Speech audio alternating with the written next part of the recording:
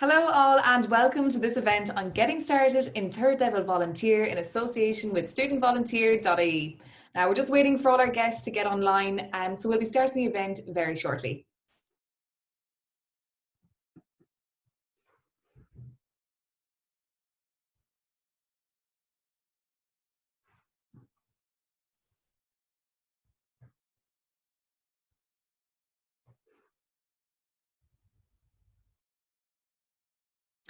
So bear with us, we're just waiting for everybody to come online and our event on student volunteering will start in the next few seconds.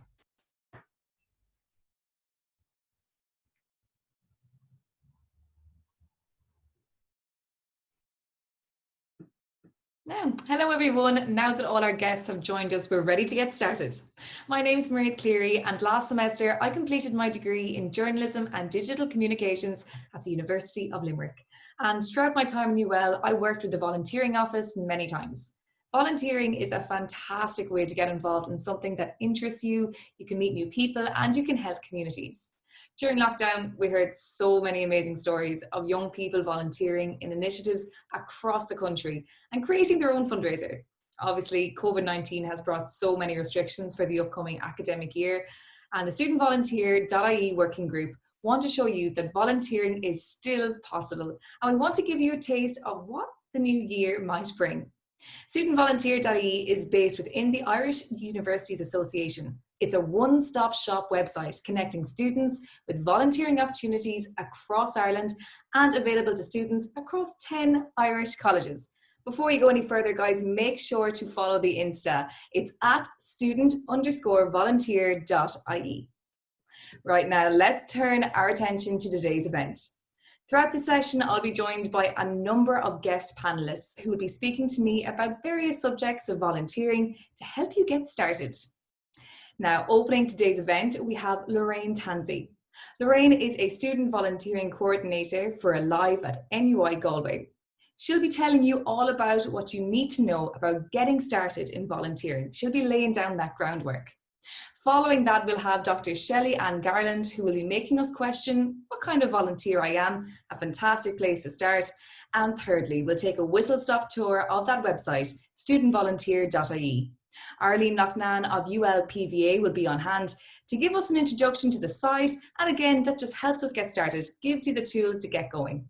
And then I'll be joined by Gareth Conlon of Comhlamh, who works to promote responsible, responsive international volunteering and development work. Really good for those of you who are thinking about going overseas and volunteering there. And to finish it all up, I'll be joined by 3 students for a chat about their student volunteering experience in third level, while they get involved and what kept them going back for more. We've lots coming up, but first, if you have any questions throughout the whole session, don't hesitate to throw them our way. Please feel free to use the chat feature here. Some of the student volunteer working group are keeping an eye for your questions throughout the event. They'll be on hand to answer them, and if it is about a specific college, just make sure that you say so. So first up, we have Lorraine Tansey from NUIG. Lorraine works at the Community Knowledge Initiative, where she coordinates the Alive initiative for student volunteering at NUIG.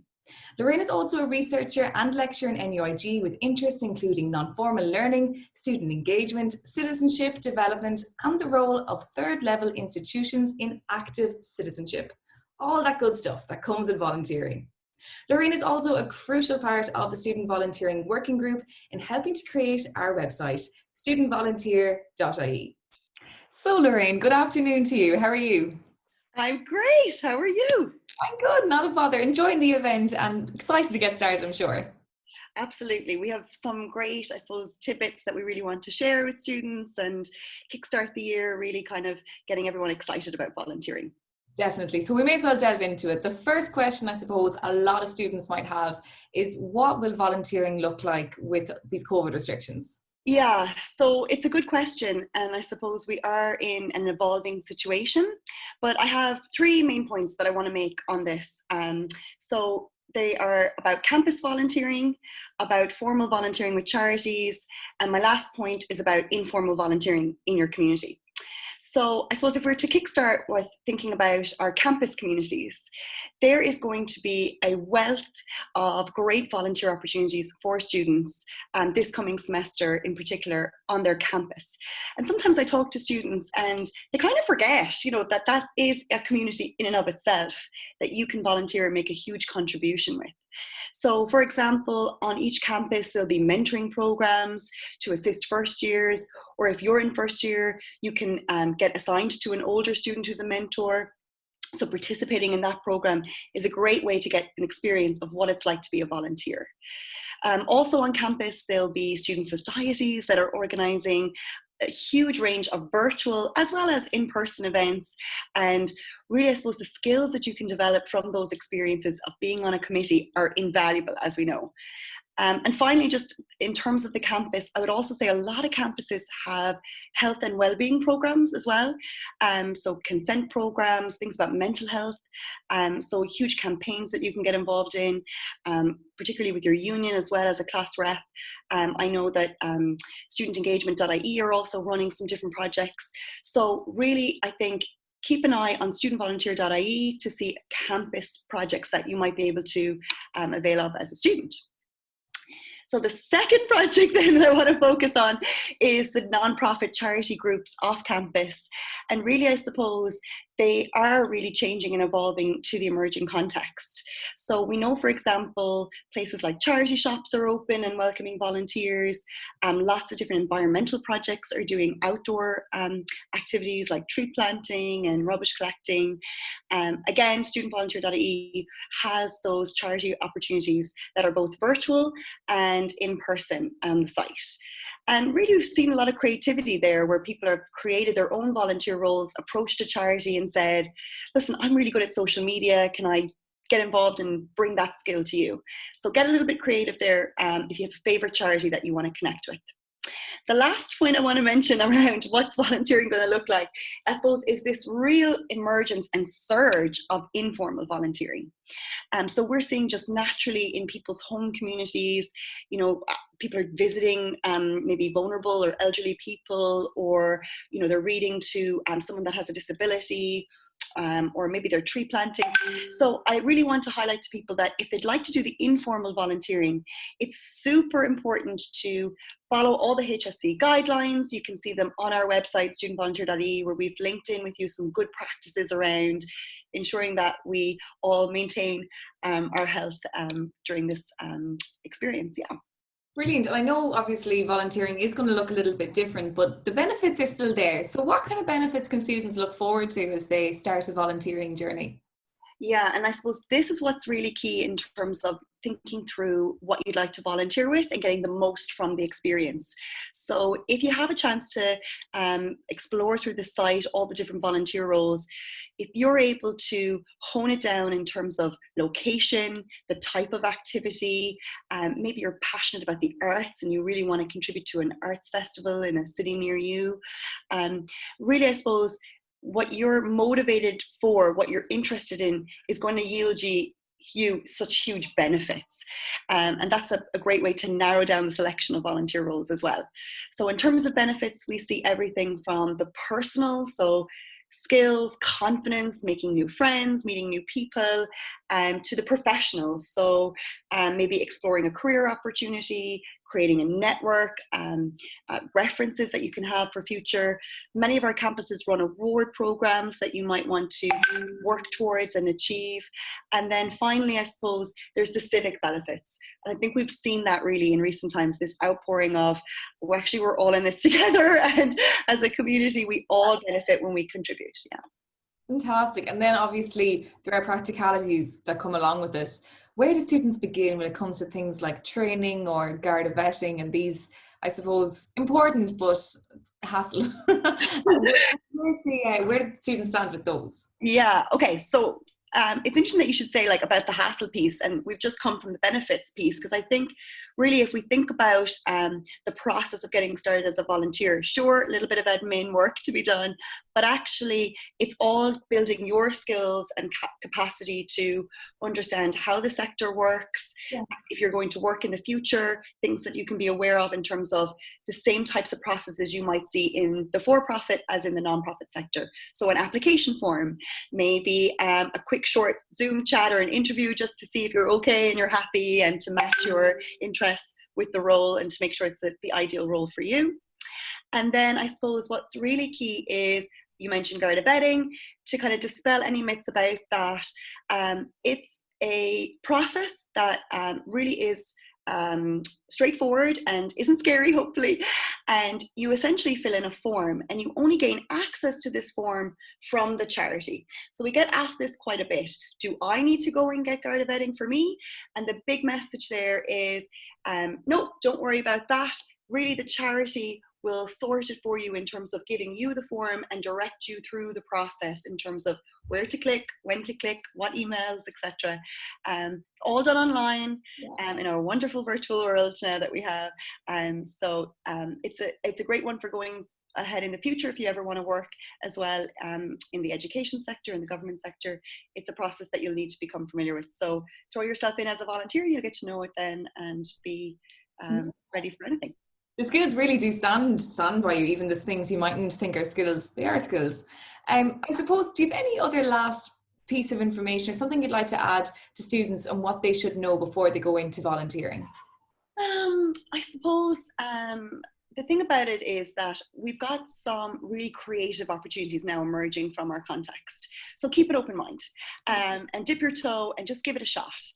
So we might be a little bit nervous about clicking on that link and joining in with this panel that you're not really familiar with, or you don't know what's going to happen. But from that, you never know what the connections might make. So for example, in September, we have the Sustainable Development Goals that are, I suppose, going to be part of a global jam event. So people might be nervous about joining something like that, but you'll get to learn about the Sustainable Development Goals and the impact that we're having all over the world where we collectively work towards, I suppose, making the planet and human experiences better and stronger. So that initial nervousness that you might have about clicking into something, hopefully we can try and encourage people to throw themselves in, get their feet wet, and experience it and see where it takes you, and just keep an open mind to different events and projects that might be coming up. And so to keep an eye on studentvolunteer.ie, the newsreel, because new workshops, again, creative approaches to engaging people online will all be posted there. So it's a good old spot to keep an eye on and come across something different and new for yourself this semester. Definitely, and especially not just at the beginning of the semester as well. I'm sure opportunities crop up throughout the months. Exactly, and that's what's great about studentvolunteer.ie. It's very responsive to what's happening. So if there is an issue that's occurring, we'll put on a workshop, we'll get an expert speaker, we will get a panel, we'll invite students to contribute, because we want to hear from student voice, but we also want to inform and be a conduit of information. So there's a lovely two-way path there. I hope people can really check those workshops out. Fantastic. The resources are there, the support's there, and the enthusiasm there, Lorraine. Thanks. We hope, Thank you, and talk to you again. Thanks so much. Now, next up, we are joined by Dr. Shelli-Ann Garland. Shelli-Ann lectures in education in Hibernia College and TCD. Her research, Finding Volunteeria, examines volunteer identity and lifelong learning through volunteering. She's going to share with us her active volunteer disposition and why it is helpful to identify what kind of volunteer you are. Take it away, Shelli-Ann. Thanks very much, Mairead, for the introduction. Hello, everyone. My name is Shelli-Ann. I suppose you're here because you're interested in volunteering and you don't know where to start. Or maybe you've been volunteering for a while, but you just haven't found the right fit. I've always been passionate about volunteering myself, and my interest in volunteering led me to do my PhD research on volunteer identity and learning through volunteering. I completed my PhD research at Trinity College Dublin, and what I found was a set of active volunteer dispositions that I think are at the heart of everyone with an interest in volunteering. And I'm hoping that these next few minutes together will help you to discover your active volunteer disposition and find balance and satisfaction through volunteering. I'd like to start you on the road to Valenesia. Are you ready to come along? Let's go. Valenesia is a culturally made noun created within the Filipino vocabulary that means that moment when you forget you're volunteering to help change lives because it's changing yours. To me, Valenesia is a way to describe that feeling that you get from volunteering and the reciprocal transformation that elicits the idea of a gradual change that leads to transformation. My research explored the lived experiences of active volunteers in Ireland and the interpretation of the relationship between informal learning and identity through socially defined influences and experiences of family, environment, customs, and lifestyle to gain insight and understanding of volunteer identity and learning as informal learning over the life course. My research found 4 distinct active volunteer dispositions, in which I call AVDs, as volunteer leader archetypes that I will share with you shortly. But enough about that for now. What is GRA? GRA is an Irish word for love or passion. One of my research participants mentioned it during our interview, and the context intrigued me. She said, "We Irish have a saying, 'I have a GRA for,' which is a love or a passion for something. We should be really proud of what we do through volunteering and not be afraid of what others might think that we are egotistical. Oh, I'm so great because I volunteer." But when you say, "I have a GRA for," people understand because it's a love for or a passion for something. It's your GRA. Today, I want to talk to you about how to find your passion and satisfaction through volunteering. So, what is volunteering?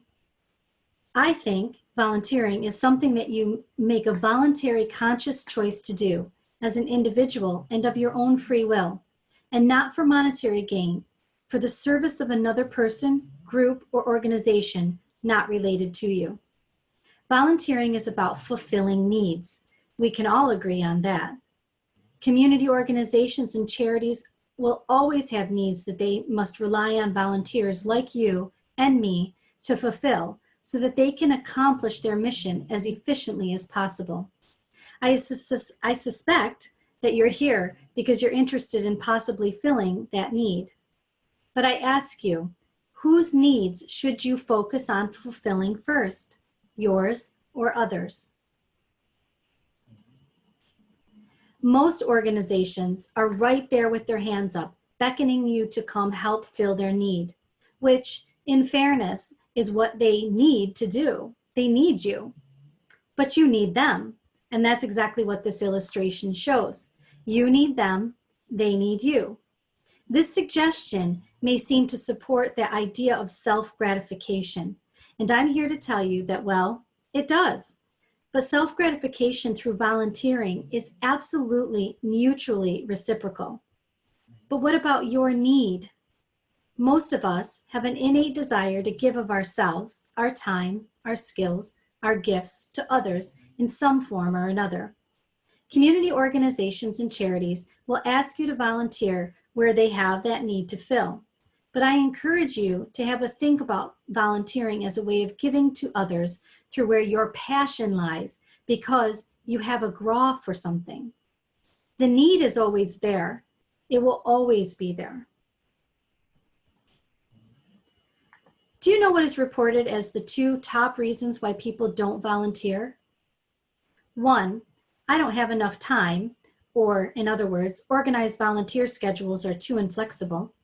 Or 2, most volunteer roles aren't interesting to me, or in other words, volunteer roles lack meaning and purpose for me. Organizations report that volunteer turnover is a major issue. People will tell you that volunteer satisfaction is a major issue because training and retraining, as well as retaining, drains their resources that could be more efficiently used if they could just hold on to volunteers who are passionate about what they're doing and stick with it. For both groups, this means that finding the right fit is highly important. There's a need out there for anyone interested in volunteering, And my research has shown that it isn't up to a volunteer organization to find out where you fit. It's up to you to find where you fit. And finding that fit is much easier than you think it is. It just takes a bit of self-reflection and awareness of what motivates and satisfies you, putting your GRA to good use. I believe that a simple exploration into the reasons why you give your time through volunteering is of utmost importance to how and who you give that time to. Volunteer disposition begins with you. So who do you think you are? Your past experiences, things you've seen, learned, and experienced. You bring with you positive and negative experiences that influence who you are and what you hope will satisfy you through volunteering. These dispositions are what makes you uniquely you as a volunteer. And if you reflect on and act accordingly, and according to what you have a GRA for, you'll make a powerful impact on others through volunteering and provide satisfaction for yourself that's going to impact you for years to come. So I ask again, who do you think you are? I'm going to ask you 4 questions. They're labeled A, B, C, and D. I want you to look at each of these statements. They're actually not questions. I want you to look at each of these 4 statements and think, in terms of volunteering, which statement do you most identify with? Are you ready? A, I covet genuine, authentic, one-on-one relationships with others. I value teaching, learning, and sharing knowledge with others. I like to develop self-sufficiency and leader qualities in others. B, I seek meaning and purpose in my life through doing good for others, being a good person, and interacting gently with others. I like to lead with a hands-off, do no harm approach, and I'm willing to do what I can when I can if it makes others happy. C, I believe in fighting for the rights of people or causes that I believe in. Pursuing truth, justice, and championing the underprivileged is important to me, even if it means putting myself in harm's way. I will steadfastly support causes that I believe in. And finally, D, I feel a sense of duty and responsibility to help others. I'm highly organized, professional, confident in my abilities, and I appreciate working as part of a team. I can see the bigger picture, and I pride myself on being a good leader. So these 4 statements are here in front of you. I'm going to give you about 10 seconds to be thinking about which one you identify.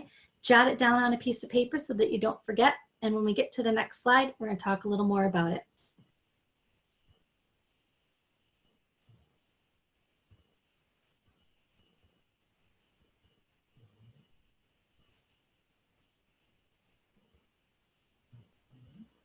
So hopefully you've had a second or two to go through and decide which one you most identify with. So which one did you identify? A, B, C, or D? These are my active volunteer dispositions. The guide, volunteer disposition, is driven by the need for authentic relationships with a strong affiliation towards building and maintaining genuine relationships with others. Inclusion of others and a desire to feel personally included is important to the guide. And they put a very high value on educating, teaching, and learning. If you selected A, you identify most closely with that of the guide disposition. The idealist. This volunteer disposition is driven by the desire for meaning and purpose in their life, with a strong affiliation towards doing good for others, being a good person, and interacting gently with others. If you selected B, then you most closely identify with that of the idealist disposition. C, the champion. This volunteer disposition is all about passionately defending people or causes that they believe in. They are very pragmatic and they have a strong affiliation with seeking truth, justice, and rights for others. If you selected C, then you most closely identify with that of the champion disposition. And finally, the executive. This volunteer disposition is driven by a sense of duty and responsibility for others. They have a strong affiliation with being highly organized and professional leaders for others.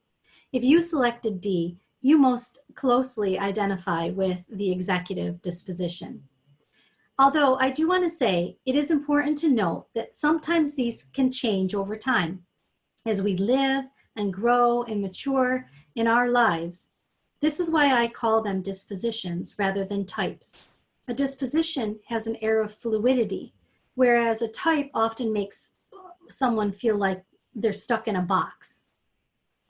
Most often, while the kind of volunteering that you do may change over time, the reasons why you volunteer don't actually change much. And this is at the heart of the active volunteer dispositions, the GRA. So what kinds of volunteering do each of these dispositions do? Well, the guides are likely to be found volunteering and serving in roles as tutors, educators, mentors, youth leaders, counselors, mediators, or any activities in which hands-on relationships through knowledge and experience are exchanged between individuals and community. They're all about belonging and having that sense of belonging. The idealists will likely be found volunteering and serving in roles as personal carers, in community or social advocates, fundraising and event planning, hospice or elder care. And the champions can be found volunteering for any causes that they feel strongly about. Most likely activities that fight for social change within a society, such as political and social activists, people or animal welfare, social awareness, justice, and advocacy. And the executives can generally be found volunteering on boards and committees, working with formal organizations and administrative volunteer roles, organizing and managing other volunteers at events, and volunteer activities of that nature. Remember, when considering volunteering, to think about what you are passionate about rather than what specific skills or qualifications that you can bring to the role. While your skills and qualifications are handy for volunteer organizations, you need to think first about what you love. What drives you? The skills and the qualifications come second. Why? Because what drives your passion and desire for volunteering is what will keep you coming back time after time and year after year. Nearly all the volunteers in my research said that when it comes right down to it, they would rather volunteer doing something that they're passionate about rather than something that they have a particular skill or qualification for. So, I encourage you to download the reflection guide that I've provided for you, and as well as the downloadable copy of the active volunteer dispositions. It's an information sheet based on the slide I showed you earlier. There are 5 daily reflection questions for you to take some time and reflect on where you think that you might best fit as a volunteer. When you're ready to take that volunteer journey, I encourage you to ask questions of the organizations that you're interested in. Refer to your reflection guide and then get involved. Always remembering that balance and passion is key to volunteer longevity. Listen to your inner disposition. It does not matter why you choose to volunteer. It does not matter if you give an hour of your time each week or each day. The impact will be reciprocal for others and for you. If you maximize your volunteering potential through an activity that brings you the most satisfaction, whomever or whatever you are investing your time and effort into will reap maximum benefits from that investment.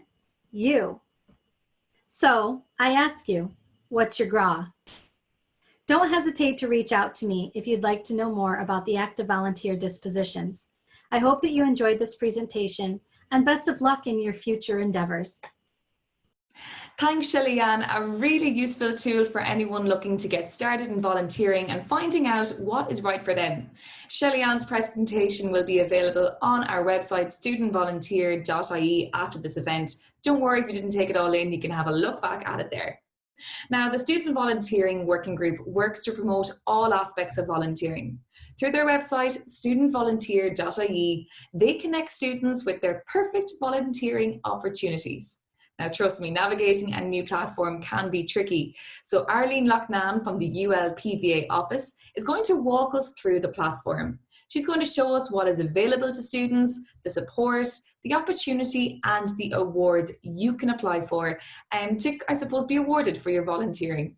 You'll then know everything you need to know to get started online. Arlene, show us what we're working with. Hello, my name is Arlene Loughnane and I work in the University of Limerick in the Community Liaison Office where we manage student volunteering in the University of Limerick. So I want to bring you through the website today and how you register, how you apply for an opportunity, how you log your hours and what you see. So first of all, log on to studentvolunteer.ie. When you do that, you'll see this screen here. Scroll down and click on Students Registration. Now, for the purpose of this video, just for it to run smoothly, I have created a test account. So when you sign up here, you will see a number of different areas where you need to fill in. It'll only take less than a minute. When you do that, then you come into your own dashboard just like this. So this will be your own personalized dashboard. This is fantastic as you can edit your profile, you can view your different opportunities you've applied for, and you can view your logged hours as well. So this is your own personalized area for you. So when we scroll down then, as you can see, these are the opportunities I've applied for just for the purpose again for this video. So you can see the status. I've been approved for these opportunities. And you scroll down further. And then this second little section is my other volunteering. And this is where you log hours that are not up on the system. So for example, if you're volunteering in your local, tidy towns or, your scouts group at home and it's not up on the website, this is the area where you log your additional volunteering. I'll come back to that. So first of all, you've registered, you've logged in, and now maybe you're looking for an opportunity you want to apply for. So go up to volunteer. And you may very well know maybe the keyword that you're looking for, the location, the category. For the purpose of this video, I've created a test opportunity. So we'll click into the event stewards. And this is a once-off opportunity. So the different opportunities that are up on the website, some are long-term, some are once-off, some are short-term. So when you scroll in or scroll down, you'll see at a glance here. So you'll see the start date, the end date, obviously the very same, it's a once-off opportunity, closing date, when the post was updated, the minimum of hours required, the role type, and then the requirements, whether you have to be friendly or good communicator. Over here then you'll see a description. You'll see if training is provided. Another important aspect is if Garda vetting is required. You will see then a number of tasks that you will be expected to undertake, the skills for the role, the time commitment, and then the minimum of hours as well. So it's quite a good area. You'll also see then additional screening if that's required too. Over here then you see the contact, you'll see the name of the organisation, the name of the person, you see their address, and also maybe the website. So you might want to click into the website to see maybe a little bit more about it before you apply for the opportunity. Okay, so I'm interested in this role, so I want to apply. So I always say to students, even if you are interested in the opportunity, always apply now. That does not mean you're locked into the opportunity, just means you're interested and you want to find out a little bit more information. So you click apply now and you come to this screen, and then you need to enter in a couple of comments about your application. So you can say, I'm interested, but would like to know some more info about this position.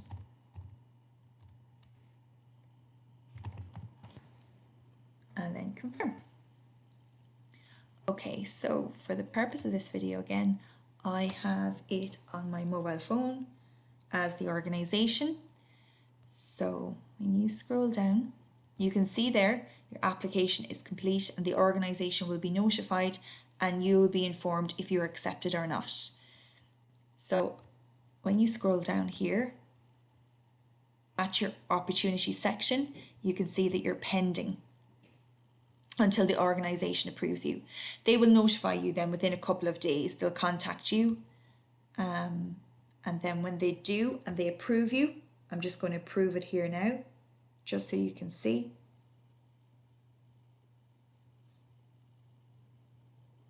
Accept. I'll just refresh the page and you can see I've been approved. So that's fantastic.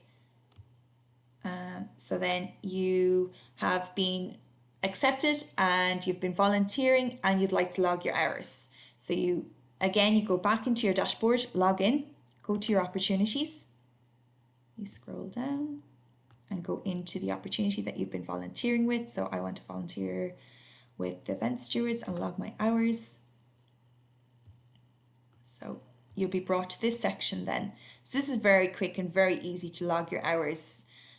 So I'll just put in today's date and then 2 volunteer hours and log time. So once you do that, then it'll come up saying, well done, you've logged your time.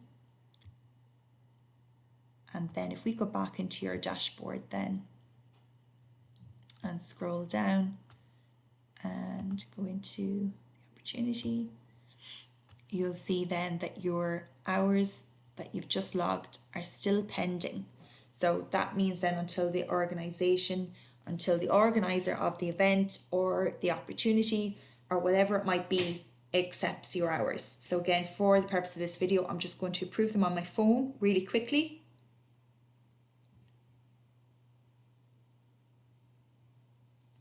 Just bear with me now 1 second.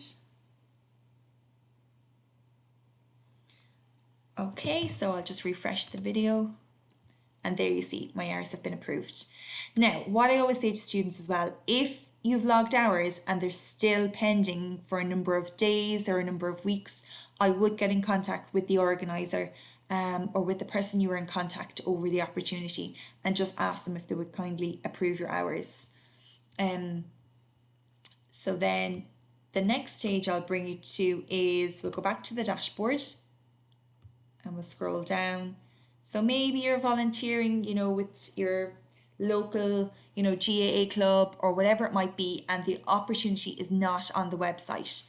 So again, you can log your hours on the website, that's no problem. So you'd go into my other volunteering section. And also I should say as well that you can do both. So you can be volunteering with a number of organisations that are on the website, and then you could be volunteering with some organisation that's just not on a website as well. So you want to log your hours to keep them all together. So you click in there and then you have a number of fields to enter.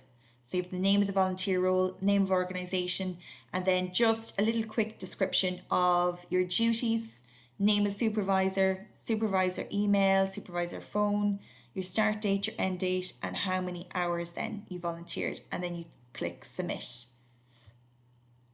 So that's kind of a very easy and I suppose the most important aspects of this website for you to know.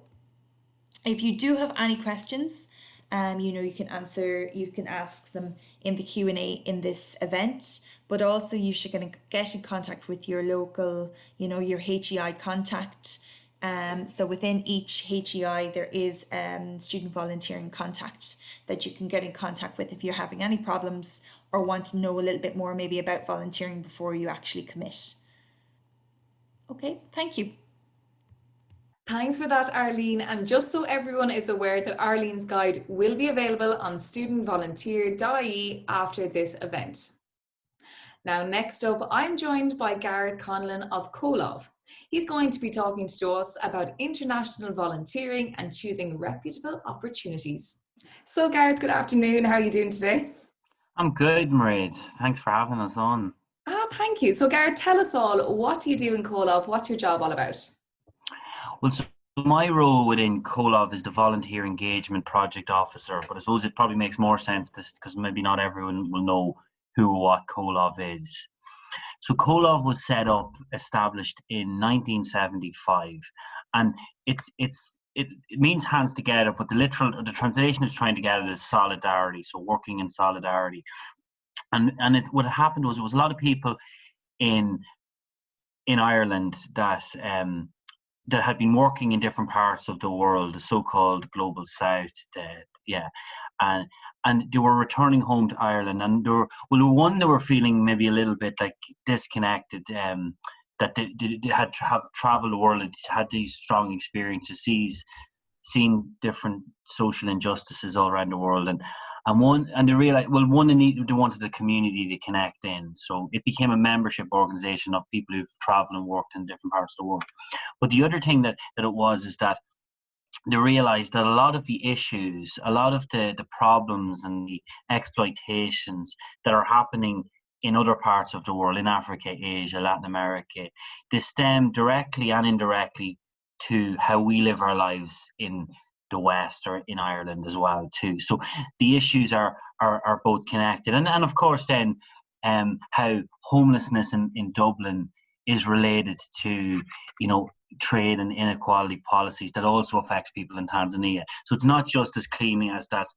Yeah, so how injustices are connected. They're both on a local scale and a global scale.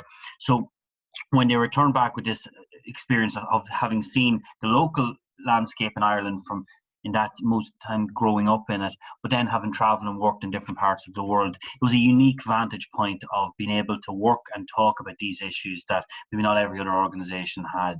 So that's and then 40 years later, it's constantly, it's different. It's still a membership organisation. We're really trying to go back to the roots of work and that too. So anyway, so my role then is volunteer engagement project officer.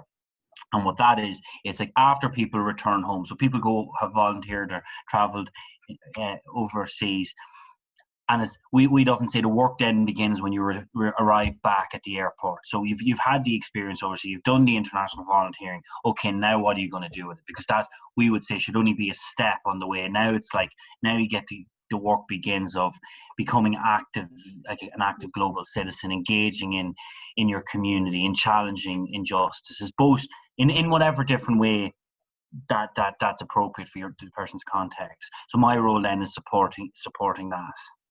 So I know you've talked to a lot of volunteers, obviously, and Comhlamh in general, it's been there for so long, but what advice, I suppose, do you have for volunteers and for students that might be interested in going overseas to do their bit?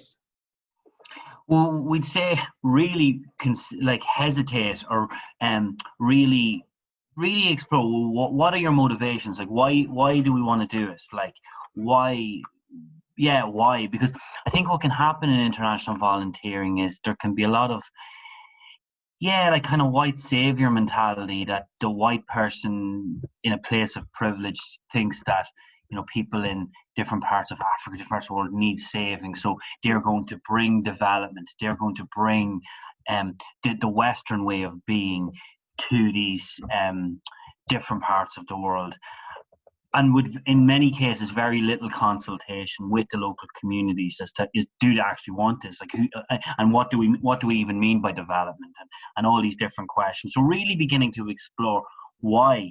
And we'd often say we do a course. It's an online course I'd say would be the first step to do. It's Where Do I Start course. It's an online course, and you can get that on the Comhlamh website. And it really begins to explore, it helps people interrogate their motivations. Like, are they going to help? Are they going to learn? Are they going in solidarity? And I mean, nobody has ever got fully pure like motivations too. Of course, like traveling the world is very exciting, and I mean, that's why I did it originally. One of the reasons why I did it originally anyway too.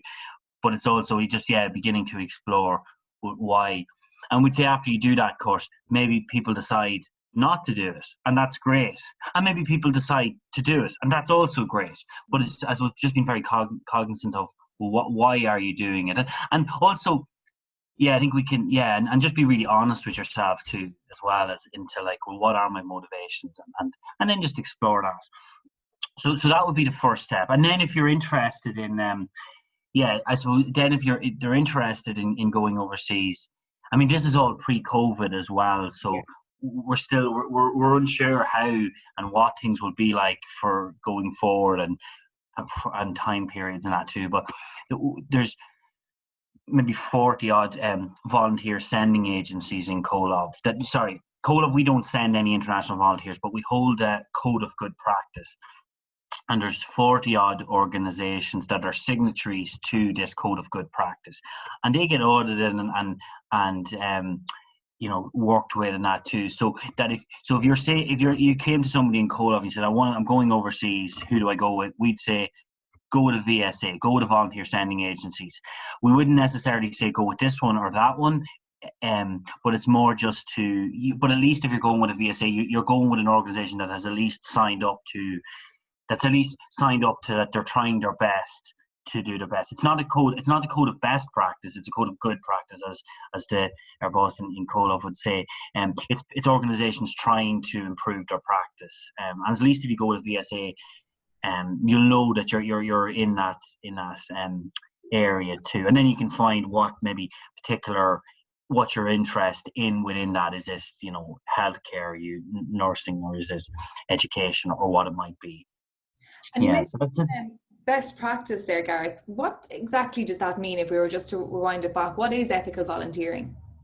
Well, it's good practice, yeah. But so ethical volunteering, so it's trying our best to do no harm, and trying to be supportive and helpful as opposed to doing damage thing. By going with a VSA, you're at least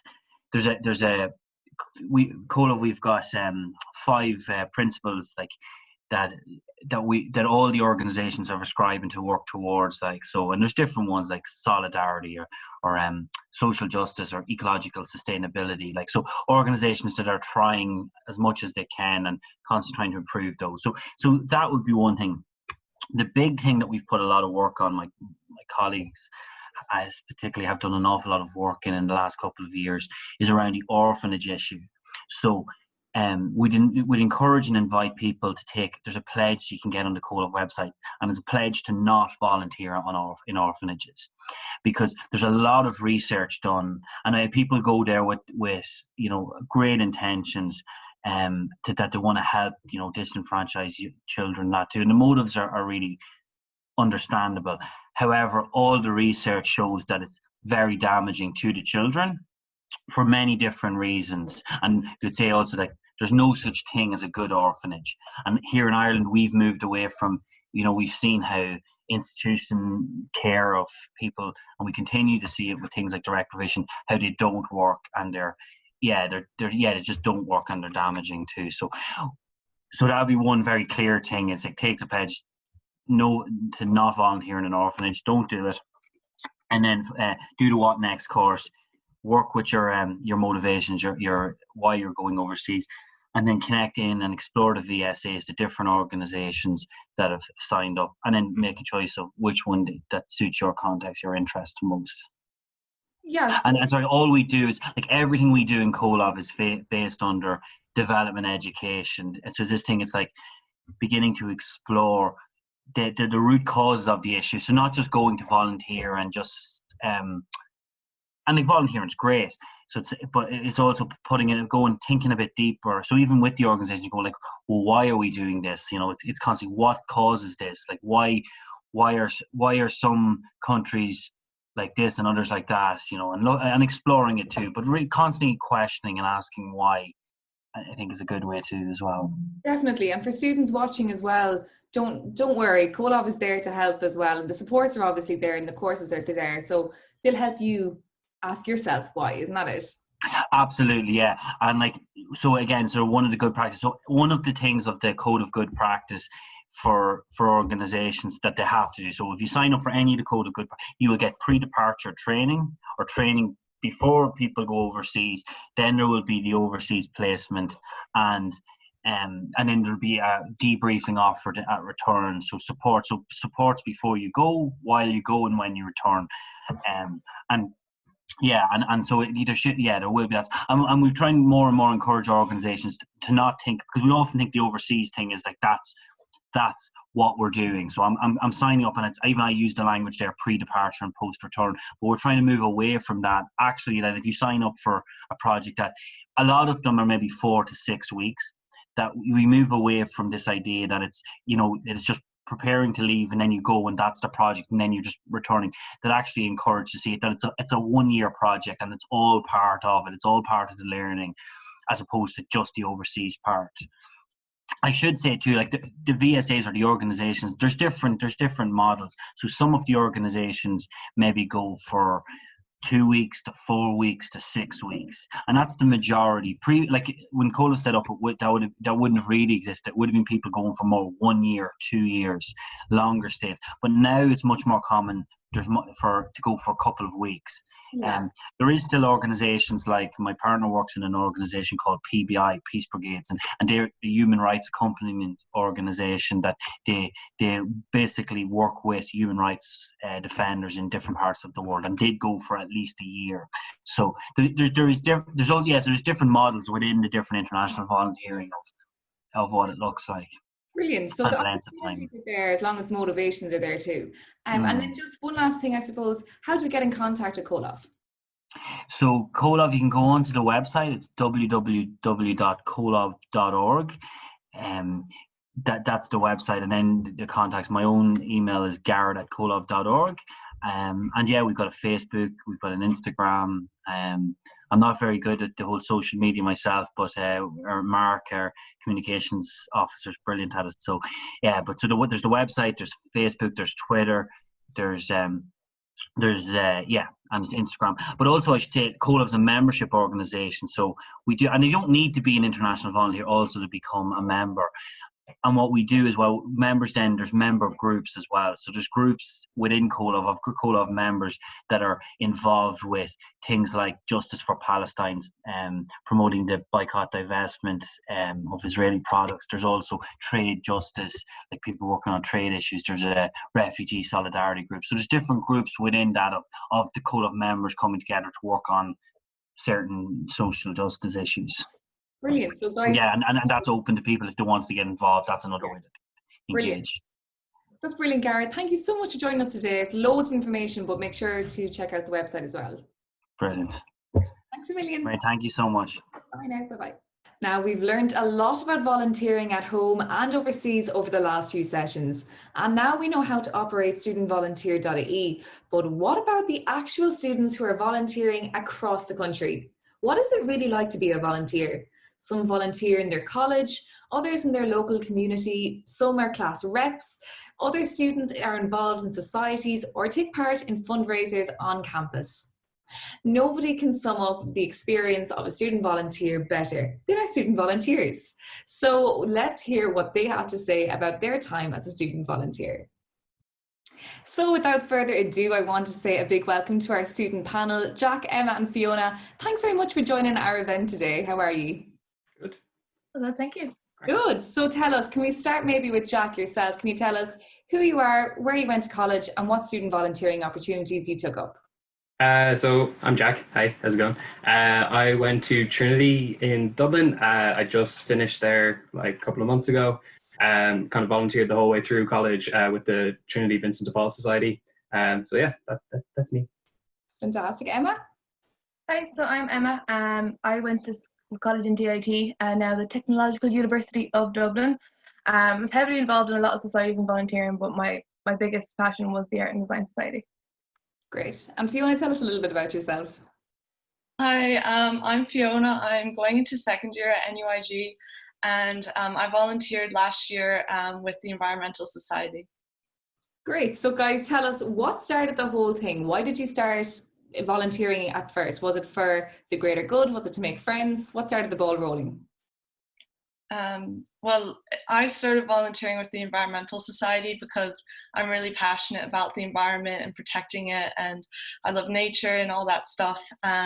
So I wanted to be able to talk to like-minded people and also try to make a difference. Like, I didn't know what events they'd have. I wanted to help out. Brilliant. Fiona, why did you get involved in the Environmental Society? Is that something you always had an interest in, or was it like coming from high school and secondary school, or was it just in university you picked that up? No, I've always been interested in that. So I was active in my environmental society in high school, but they didn't do very much. So I was interested to see what else I could help out with. Cool. And Emma, I know, did you pick up art in secondary school as well, or was it in university? Well, I've always kind of been involved in art. Since like the youngest of ages, I've always been artsy craftsy. And when I picked my college course, I studied creative and cultural industries. I was kind of under the impression that I would have a lot more practical art in the course, but it was all kind of theories and stuff like that. So I decided that what better place to try and get the double experience of the course and then get some arts and crafts involved as well. Perfect, it's a win-win. And Jack, I suppose, have you volunteered with St. Vincent de Paul before college? No, actually, I hadn't. I kind of they'd never really been on my radar totally. It was totally just happenstance that I ended up volunteering with them. One of my friends was really involved with them the year previous, and when I was walking through the Freshers' Fair my first year, I went over to him just to say hi, just to catch up, see how he'd been, see how summer was, and all of a sudden I was signed up to the Vincent de Paul Society, and kind of, yeah, that was that. I had done like volunteering stuff before, back in like transition year school, and I'd done like a lot of work with kids over a couple of years, so that was kind of the first thing that I did with Vincent de Paul. So I had like a little bit of experience with everything, but not specifically with Vincent de Paul. And was the experience as you expected to be, or was it different? I didn't have a whole lot of expectation, to be honest. I kind of just let everything come naturally. It was a great experience. Like, it was actually just the most fun. But I never really kind of stopped to think about what I was doing. I was just having a lot of fun. And it was something really different from my like other college, like from my college work and from my work. It was just something that was just fun to do. Yeah. Brilliant. And Emma, I know that teaching children art can be a little bit challenging. Is there any challenges you met during your time teaching? I found it was just a lot of fun, that like, because I'm pretty much a child at heart. So it's like, I just found that like, just relax and have fun, because if you're having fun, it's a lot easier to interact with people, because we did classes with people with adults with mental disabilities as well 2 years ago. So that was just like, it's a completely different challenge and completely different experience, but it was just really rewarding just to kind of let everyone else have as much fun as you were having and enjoy the passion that you have as well. Brilliant. And did you feel supported when you were given those classes? Sorry, by the college, is it? Yeah, during just when you're giving classes to adults there, did you feel support? Was there people on hand to help train you in that? Oh yeah, 100%. Like there was all the, like with the people with disabilities, all the carers were there as well. And a lot of them got involved as well. So it was really fun because everyone was just hands-on, and it was just basically like having a little paint party with all your friends. Good energy. That's brilliant to hear. I suppose, Fiona, what benefits did you feel from joining the Environmental and Marine Society in Galway? Well, it was really nice to be able to spend time with other people that care a lot about the environment. We'd put on a lot of like events where people could come and talk just about what they want to see changed on campus and in the community, just if they want like a decrease in single-use plastic, or if they want more beach cleanups, things like that. So it was really nice to just speak to people, and we'd have game nights and things. So it was a lot of fun, and like we'd always meet up and do beach cleanups together and things like that. Lovely. And would you recommend for first years to kind of get involved in a society like that on campus to make friends? Yeah, definitely. I made a lot of my friends through it, and also it's nice because it has to do with my course, because I'm doing marine science. So a lot of the other science students I had already met, I became closer with through the society. Fantastic. Do you think you're going to stick with it for the rest of your time in Galway? Yeah, definitely. I really enjoy it, and it's the nice thing where we kind of like start projects and continue working on it. Like this past year, with one of my friends, I started a petition to decrease single-use plastics on campus. So that's something that we're going to continue throughout the next few years. Yeah, I'm all with you there. Best of luck with that. Thanks. And Jack, you know, you're finished college now. Are you going to continue helping with the SVP? Yeah, I think so. Everything's kind of a bit up in the air in this particular climate, but no, it's definitely my intention to continue working with them and working with other people as well. I've kind of got a really good taste for BDP, we kind of work with everyone from like kids to adults to, you know, people who are living on the streets, kind of that kind of stuff. So I've got a taste of like loads of different kind of aspects. But, you know, I still want to kind of broaden my horizons. So I'm going to look into kind of other kind of aspects of volunteering as well. But I haven't really set my sights on any particular area yet. But yeah, no, it's definitely my intention to keep going. It's just a great way to spend kind of my free time. Definitely. And would you have any advice? I know some of the matters you're dealing with in there could be quite heavy and serious. Do you have any advice for people who are considering volunteering there?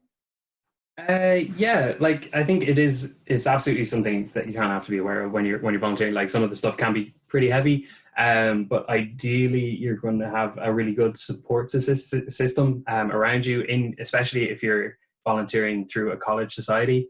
You know, a lot of kind of the experiences that you will go through are experiences that everyone is going to go through.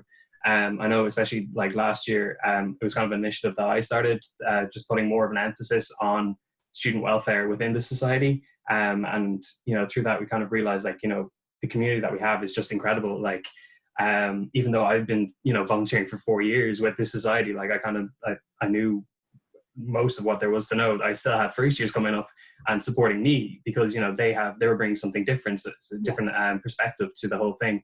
So I think that's what's really great about, you know, volunteering in college, especially even if you've never volunteered before. It's a great place to start because the community and the structures that are around you are so good and positive.